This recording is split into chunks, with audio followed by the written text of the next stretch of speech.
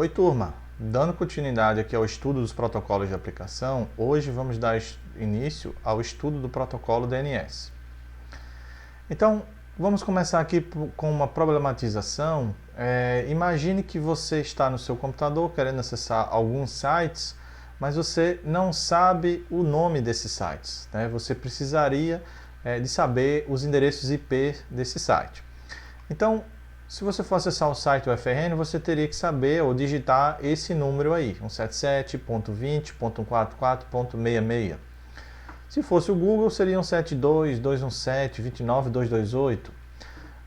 Complicando um pouquinho mais, se formos para o IPv6, que é a versão mais recente do IP, seria algo parecido com o que vocês estão vendo em tela, o 2801, 8C, 0B, A007. Se for acessar o Google também com IPv6, também seria um endereço similar a esse que vocês estão vendo na tela, né? Então vocês estão percebendo aqui que existe uma grande dificuldade em decorar ou memorizar todos esses números, né? Imagine você saber todos os sites, seus sites favoritos, pelo IP. Seria um esforço bem exaustivo, né, de memória, e não é prático para todo mundo, certo? Então tem outro problema também. Nem sempre aquele site ou aquele serviço está mantendo o mesmo IP. Esse IP pode ser dinâmico, ele pode ser alterado a cada X dias ou X horas, de repente, dependendo da forma como ele está configurado.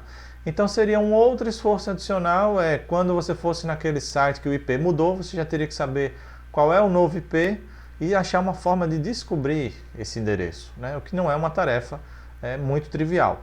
Então, para resolver esse problema, veio ou surgiu esse serviço de nomes, né? Que basicamente nomes são mais fáceis para memorizar. Então, associa-se um nome, né, www.ufrn.br, por exemplo, ao IP daquele site. Então, esse serviço fica constantemente recebendo uma atualização para associar o IP mais recente, ao IP correto, vamos dizer assim, aquele nome. Então, quando você digita lá no navegador o nome www.ufrn.br, ele vai consultar esse serviço de nomes e ele vai ter um retorno de um endereço IP, que é um endereço IP que você vai conseguir efetivamente acessar. Então, dessa forma, fica mais fácil do usuário conseguir utilizar a rede, ok? Então, explicando exatamente o que é um nome, nome nada mais é do que um texto, né, que facilita a memorização do usuário. Então, normalmente nós temos www.ufrn.br, que indica que é o site da UFRN. Então, esse texto ele está facilitando que você relembre do serviço que você quer acessar, sem ter que memorizar o IP. Então, esse texto fica associado a esse endereço IP, e quando você acessa por esse nome, né, esse texto você consegue obter o endereço IP e fazer efetivamente a conexão. Então, na época da ARPANET, que foi quando surgiu a internet, né, quando começou a primeira implementação de uma pequena rede, né, começavam só com 4 computadores, que hoje se tornou a grande rede que nós temos, não existia nenhum serviço de nomes, certo? Então, a solução que eles utilizavam naquela época era um arquivo texto, né, chamado de hosts.txt, por exemplo, que era distribuído entre os vários computadores daquela rede. Na realidade eram 4 computadores, então era muito fácil de cada computador trocar informação entre si, né?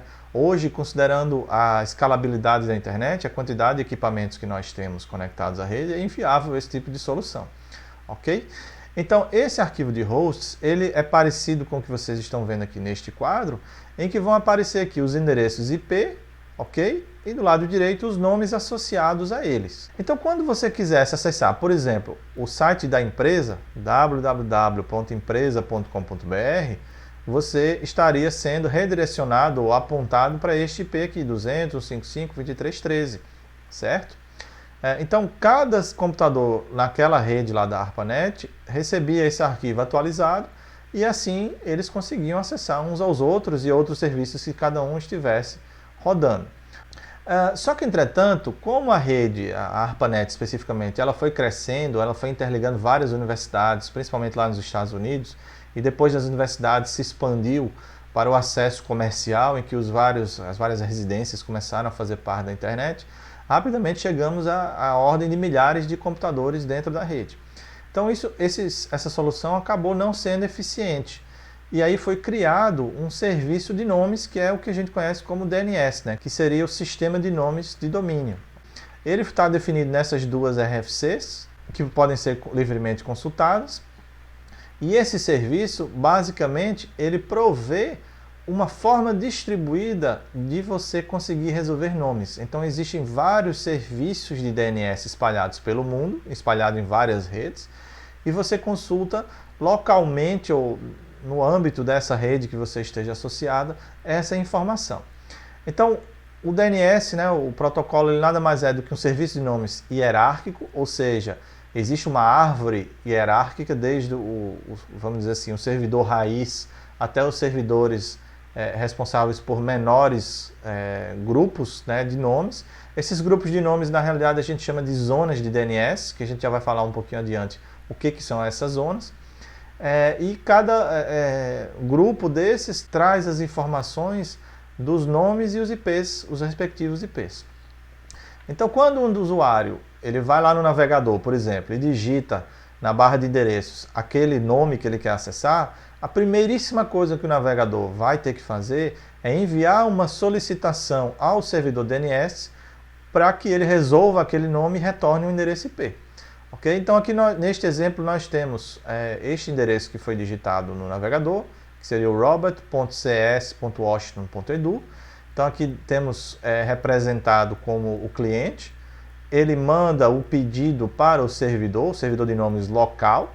E neste caso em específico, o servidor local não sabe resolver aquele nome, então ele repassa para outros servidores de DNS. Na realidade, ele consulta o servidor raiz, e o servidor raiz retorna para ele a informação de onde é que ele vai conseguir resolver o restante do nome. Na realidade, essa consulta ela é de trás para frente. Então, ele foi lá no servidor raiz para saber quem é o servidor responsável pelos nomes .edu, edu de education.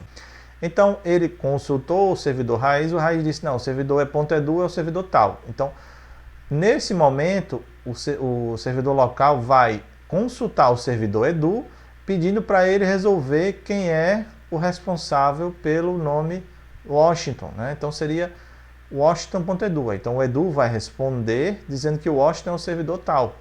E aí lá vai o servidor local novamente perguntar ao servidor Washington quem é o que responde pelo nome CS, né? E aí o servidor Washington responde, diz que o CS é o servidor tal. Então lá no servidor CS é que eu vou conseguir obter o nome robot. Ok? Então percebam que eu faço várias consultas, mas elas neste caso aqui elas estão sendo fracionadas, né? Eu pego de trás para frente, como se fosse uma raiz efetivamente. Imaginem que é o edu na parte de cima, abaixo do edu temos o Washington, abaixo do Washington tem o CS, e dentro do CS, que seria a zona do CS, teríamos o robot. Ok? Então o robot é um nome, o robot.cs.washington.edu é um nome que aponta para o servidor robot, né? Um endereço IP de algum servidor que fica lá nessa universidade, né? Então, quando ele obtém a resposta final, o servidor local de DNS devolve para o seu computador, no caso o cliente. E aí o cliente tem um endereço IP e aí é que ele vai poder efetivamente começar uma conexão. Essa conexão, no caso, o início seria o handshake do TCP, por exemplo. Então, o funcionamento básico do DNS é similar ao que eu acabei de explicar. Então, temos uma aplicação que ela faz uma chamada de procedimento para uma biblioteca que normalmente a gente chama de resolvedor e coloca lá o nome a ser resolvido. Tá? Então esse resolvedor ele vai enviar para o servidor de nomes, né, essa consulta que precisa ser feita. O servidor vai consultar a sua base de dados, se ele tiver ele já responde, se não ele vai repassar os demais servidores ou vai consultar os servidores na hierarquia superior para tentar descobrir quais são os servidores e como é que consegue se descobrir esse endereço IP. E aí quando é concluído esse processo de resolver, é devolvido para aquela aplicação, né, para o cliente, e o cliente assim tem um endereço IP e pode se conectar. Lembrando, o DNS ele é UDP, ele roda sobre o protocolo UDP, portanto ele não tem conexão e ele trabalha na porta 53. Então o servidor DNS ele vai estar escutando pedidos de consulta na porta 53 UDP.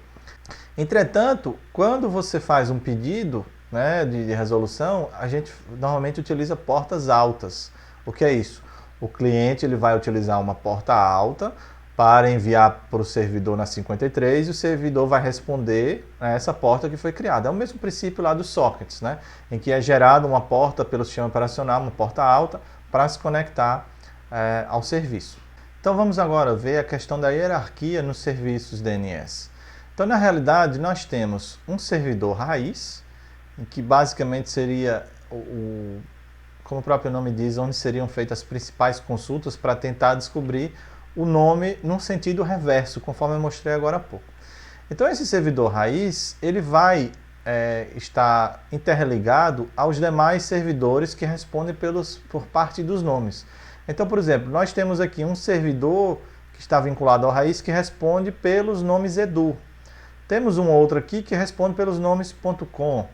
E aqui temos um nome que responde pelo S, aqui teríamos o outro que responderia pelo BR e por muitos outros. Então, olhando para esta imagem aqui, nós podemos chamar abaixo aqui do raiz como estes servidores chamados de Top Level Domains, os TLDs, ou que seria os domínios de nível superior. Então estes são os nomes principais, seja o .com, .net, .org, né? Estão todos aqui elencados. E abaixo de cada um nós vamos ter os vários outros nomes. Então, por exemplo, aqui nós temos no edu, temos o bk.edu, né, que está vinculado ao edu, que está vinculado ao raiz. Certo? Então, quando for feita uma consulta, vamos supor que eu quero consultar o nome bk.edu. Eu vou fazer a consulta ao servidor raiz, que vai me dizer que eu tenho que consultar o edu, e o edu depois vai me dizer que eu tenho que consultar esse bk.edu para conseguir resolver. Ok? Então, olhando aqui para uma expansão daquela imagem que eu acabei de mostrar, nós temos os domínios de nível mais alto, que a gente chama de genéricos, né, que tem os nomes como, por exemplo, .com de comercial, o edu de educação, gov de governo, e temos também os dos países, né, que aí entra a AU de Austrália, JP de Japão, temos o BR de Brasil, e assim vai. Então, se formos considerar aquele exemplo que nós vimos agora há pouco, do robot.cs.washington.edu, nós podemos ver que aqui é uma hierarquia, né, de nomes, ou seja, aqui eu leio o nome de baixo para cima, robot.cs.washington.edu. Okay? E aqui nesta ponta em cima estaria o raiz. Então, basicamente, é sempre assim que a gente consegue resolver os nomes quando não temos essa informação especificamente no nosso servidor de DNS. Nós vamos consultar os servidores superiores. Então, os domínios de alto nível, como eu falei, são esses que têm os nomes .edu, .gov, .br, etc. Né? Existe uma lista, várias listas, na realidade, mantidas pelos órgãos de governo, né? Principalmente os órgãos que controlam a internet lá nos Estados Unidos, que acabam controlando a nível mundial. Então, se vocês tiverem curiosidade, vocês podem acessar qualquer um desses dois, vocês vão ver os vários top-level domains. São muitos nomes, hoje em dia tem nomes engraçados, inclusive, né? Mas antigamente a gente só tinha alguns e eram bem restritos. Entretanto, um serviço DNS ele tem um mecanismo que se chama o registro de recursos, que nada mais é que a informação que está associada àquele nome que você vai consultar. Então, o servidor DNS ele vai ter várias entradas ou vários registros de recursos deste tipo que vocês estão vendo aqui com estas informações. Seria o nome de domínio, que seria aquele nome que você quer resolver, né? www.frn.br, por exemplo. O tempo de vida, né? O tempo que aquela informação ela tem validade, né? 1 dia, 2 meses, 6 meses, o que for. Qual é a classe e o tipo? A classe ela é sempre internet. Então o tipo podem ser estes aqui. Então temos o SOA, que seria Start of Authority, que é a autoridade que responde por aquele nome, ou seja, é aquele servidor que tem aquela informação gravada na tabela dele, né, de nomes. Temos também aqui o A e o 4As, que basicamente A é para indicar que é o IPv4 e 4As para indicar que é o IPv6. Temos também a indicação do MX, que é para caixas de e-mail. O NS é para apontar para outros servidores de DNS. E o CNAME é um nome canônico. O CNAME nada mais é do que como se fosse um atalho, para você não ficar colocando, vamos dizer assim, você tem 10 nomes que são apontados para o mesmo IP. Então você vai ter que colocar 10 linhas de entradas e cada uma com esse mesmo IP. né? A entrada número 1, vamos dizer, www.frn.br é o IP, vamos colocar um número inteiro aqui para simplificar, é o número 15. Aí você coloca www.frn2.br, aí é o número 15. www.frn3.br é o número 15. Então, toda hora você vai ficar repetindo esse 15, 15, 15, e no dia que você precisar alterar o IP, você vai ter que alterar nas 10 linhas, ok? Então, é possível você utilizar o CNAME para colocar apenas na primeira entrada, www.frn.br, o 15, ok? E nos demais nomes, você diz que é um CNAME para o FRN-BR, é como se fosse um atalho. Então, uma vez que você atualiza só a primeira linha, todos os outros já estão apontando para essa primeira linha. Então, eles resolvem esse nome, é um CNAME, aponta para o FRN-BR e depois retorna o número 15, né? Aquele IP correspondente, ok? Isso facilita muito quando a sua rede é muito grande e você tem vários computadores ou vários nomes apontando para o mesmo IP. Ok? E por fim, voltando aqui, temos a questão do valor, né? Ou seja, o valor é efetivamente o IP. Então, é o IP que vai estar associado àquele nome de domínio. Então, só recapitulando que a principal tarefa do servidor DNS é fazer esse mapeamento desses nomes de domínio nestes registros de recurso aqui, com estas informações que eu acabei de apresentar para vocês. Então, neste momento, talvez vocês estejam se perguntando por que a gente precisa de utilizar vários servidores de nome, né? Vocês viram que temos o raiz, temos os vários top-level domains, né? Os domínios de mais alto nível. E a pergunta fica, por que não utilizar só um servidor DNS? Bom, primeiro de tudo é imaginar que se tivermos só um único servidor DNS em que todos os computadores na internet vão consultar, se esse servidor apresentar alguma falha, ele não vai ter um backup, ele não vai ter uma alternativa, então vai ser um ponto único de falha. Se ele falha, toda a internet, no caso, vai deixar de responder nomes, né? E isso seria uma situação muito ruim. A questão também é da escalabilidade. Você não tem uma solução que consiga atender aos milhares de dispositivos que você tem na rede.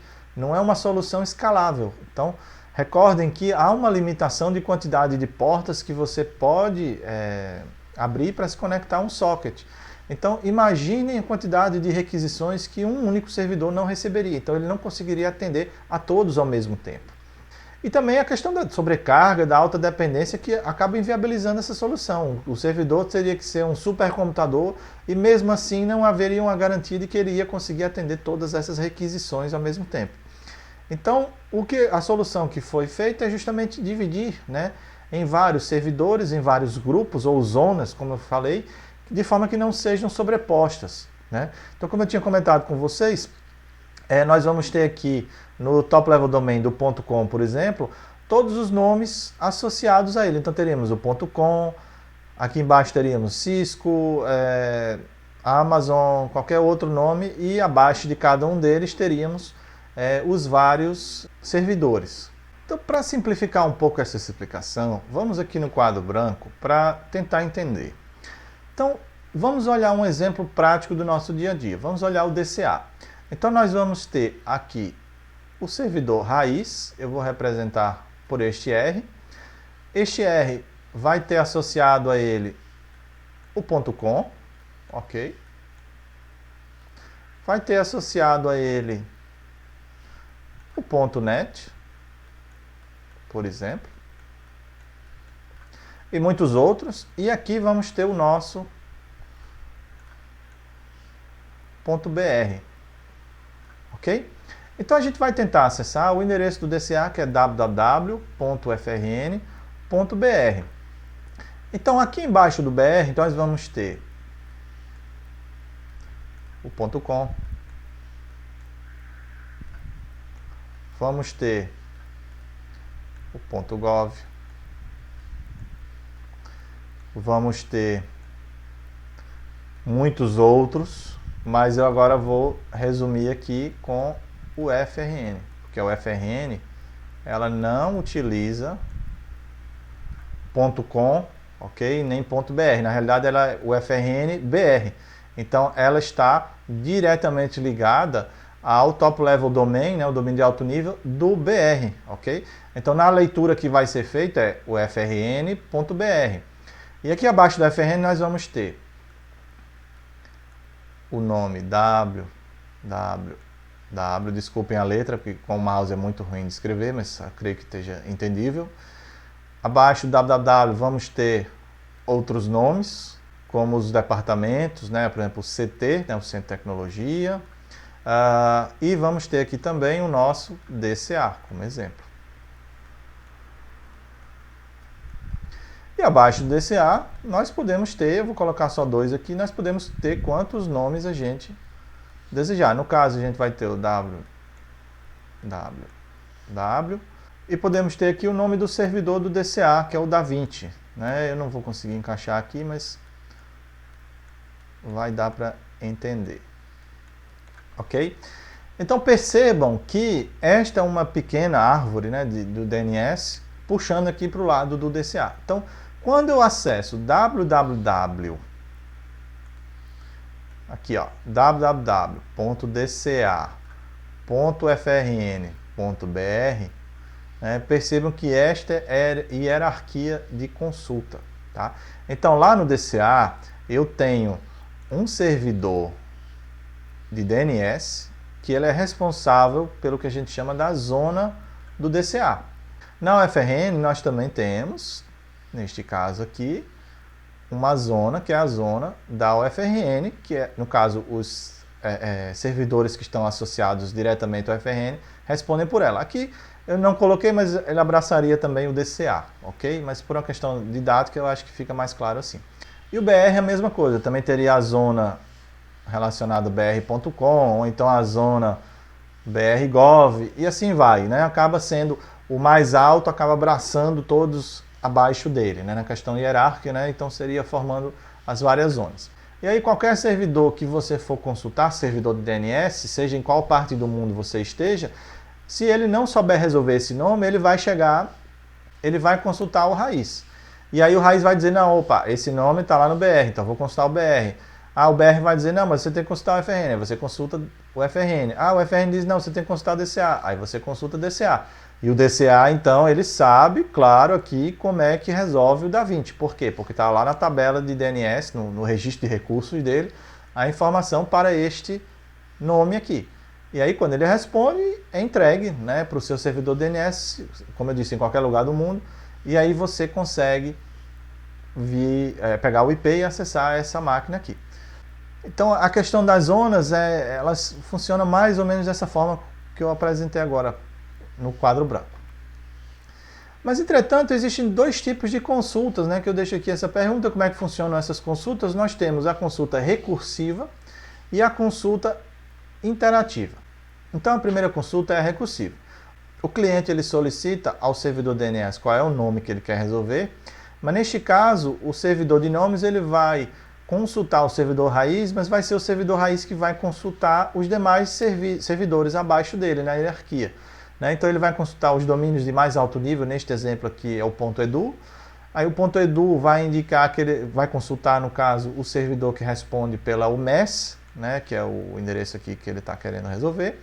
Uma vez que ele é a autoridade que responde por aquele nome, ele já vai ter o registro de recursos lá na tabela dele, e aí retorna para o servidor .edu, o edu retorna para o raiz retorna para o servidor local e, obviamente, o cliente vai receber essa informação. Então, ele vai receber aquele endereço IP que ele gostaria ou que ele precisa para se conectar. Já na consulta interativa, ela é similar ao que eu apresentei inicialmente para vocês. Então, o host ele consulta o servidor DNS local, mas é o servidor DNS local que vai fazer todo o trabalho de consultar um a um dos servidores na hierarquia. Então, primeiro ele consulta o raiz responde que ele tem que consultar o .edu, ele assim vai consultar o .edu, o .edu retorna que ele tem que consultar o UMES, ele vai lá na UMES, consulta, como o UMES é a autoridade, vai responder com o endereço IP e aí encaminha para o cliente, e assim o cliente vai ter a informação resolvida, ou seja, aquele nome com o IP associado. Então, como é que a gente pode fazer uma consulta de DNS no nosso computador? Ora, normalmente quando a gente está utilizando um navegador ou qualquer aplicação que já funcione de forma automática, a gente não precisa se preocupar com isso. Então, quando você digita um nome no navegador, ele automaticamente vai fazer essa consulta para você. Entretanto, você pode fazer isso de forma manual, utilizando um terminal. Então nós aqui temos um exemplo utilizando a ferramenta NS, NS seria Name System, né? Vem da palavra DNS. Lookup, lookup é para dar uma olhada, né? Então NS Lookup e o endereço que você quer tentar resolver. Então as informações que você recebe abaixo basicamente dizem qual é o servidor que te respondeu. Esse aqui não é o IP deste nome, tá? É quem você está consultando, né? Qual é o seu servidor local de DNS. E que está trabalhando aqui na porta 53, conforme eu disse, na porta 53 UDP. E aí vem aqui efetivamente a resposta, né? Answer, o nome que você pediu para resolver e qual é efetivamente o IP, tá? Claro que aqui é um exemplo hipotético de números, tá? Mas ele me resolveu para esse IP 10.3.225.222. Então, este é o IP que eu posso utilizar para me conectar ao servidor da UFRN. Mas percebam aqui em destaque a palavra non-authoritative, ok? Que basicamente eu recebi uma resposta de um servidor de DNS que não é aquele que responde por aquele registro de recursos. O que isso significa? Significa que o servidor que eu consultei não tem na tabela dele aquele registro de recursos. Ele apenas conseguiu consultar em outros servidores essa informação. Então, se você tivesse consultado diretamente o servidor, que é o que tem o SOA, né, aquele Start of Authority, ou seja, a autoridade que tem aquele registro de recursos gravado lá na tabela dele, então você iria ter uma resposta dizendo que era authoritative, né, sem o non aqui. Ou, em alguns casos, não aparece nem a palavra non authoritative. Eu posso até ilustrar isso aqui para vocês olhando em um terminal. Então, aqui no terminal, nós podemos fazer NS Lookup, né? Eu vou escolher aqui o endereço da Cabo Telecom, e vocês podem ver que o meu servidor de DNS é este aqui em destaque, ok? Então, eu consultei este servidor DNS, ele me respondeu com dois endereços aqui, ou seja, um endereço IPv6 e o endereço IPv4, ok? Então, se eu tentar acessar qualquer um desses dois endereços, eu vou conseguir acessar o site da Cabo Telecom. Entretanto, se você agora colocar aqui nslookup.frn.br, eu vou consultar o mesmo servidor DNS, percebam, né, que o meu servidor DNS não mudou, porque está configurado na minha máquina, no meu sistema operacional, mas quem me respondeu foi o próprio servidor, obviamente, mas ele não é autoridade. Então ele não tem aquela informação do registro de recursos na tabela dele. Mas ele soube me resolver o endereço da UFRN e me apresentou estes dois endereços IP aqui, um IPv6 e um IPv4. Ok? Então qualquer um desses dois endereços, se eu digitar no navegador, eu consigo acessar a página da UFRN. Então vamos olhar aqui para este endereço. Vamos digitar aqui no navegador e vamos ver que a página da UFRN vai ser aberta. Então percebam que eu digitando o endereço IP, ele automaticamente passou aqui para o nome UFRN-BR e a página da UFRN foi aberta. Então eu basicamente fiz com que o navegador não precisasse consultar um nome. Eu já coloquei o IP, então ele já se conectou diretamente pelo IP. Existe ainda uma outra ferramenta que ela é complementar ao NS Lookup, porque ela nos traz mais informações. O nome dessa ferramenta é DIG, né? DIG vem do inglês cavar, e o objetivo basicamente é obter mais informações além do que a gente vê numa mera consulta com o NS Lookup. Então com o DIG, eu posso definir qual é o servidor que eu quero consultar. Ou seja, vocês perceberam que na consulta anterior que eu havia feito, eu sempre fiquei fixo naquele servidor da Cabo Telecom, que é o servidor DNS do meu computador. Mas se eu quiser, por exemplo, sem alterar a configuração da minha placa de rede, me conectar ou consultar um servidor do Google para ele me resolver alguma informação, eu simplesmente faço dig, coloco o arroba, no caso indicando qual é o servidor DNS que eu quero fazer a consulta, neste caso 8.8.8.8, que é o servidor do Google, e coloco o nome. Neste caso, vou colocar o FRN-BR, ok? E aí as respostas são um pouquinho diferentes, mas ele me mostra aqui, ó, a resposta, que é o FRN-BR, da classe internet, como eu havia falado, este é um registro de recursos, certo? O CNAME, né, que eu também tinha comentado com vocês, que é o CNAME aponta para o FRN-BR. O FRN-BR por si é classe internet do tipo A, ou seja, um IPv4, e ele responde para aquele mesmo IP que a gente conseguiu obter agora há pouco. Você também pode acrescentar no comando dig a expressão ao final como mais short, se você só quiser obter o endereço IP. Então ele não exibe todas aquelas informações que nós acabamos de ver. Além disso, existem muitas outras opções que a gente pode colocar aqui como especificar qual é o tipo de dado que você quer que ele retorne para você. Então, quando eu coloquei "-t.ns", NS é para retornar quais são os servidores de DNS que respondem como autoridade para o nome www.frn.br. Então, ele me indicou aqui que existem dois servidores, né, que é o NS1 e o NS2.frn.br. Então, você dessa forma consegue descobrir alguns detalhes a respeito de cada um. Eu não vou explorar toda essa ferramenta, ela é uma ferramenta muito completa, tem muitas opções para você colocar nos seus comandos, mas deixo aqui como dica e sugestão para vocês pesquisarem na internet, caso queiram se aprofundar um pouco mais a respeito do uso dessa ferramenta, que eu aconselho bastante. Ok, pessoal? Então, basicamente, era isso que eu queria apresentar para vocês hoje. Tá? Valeu!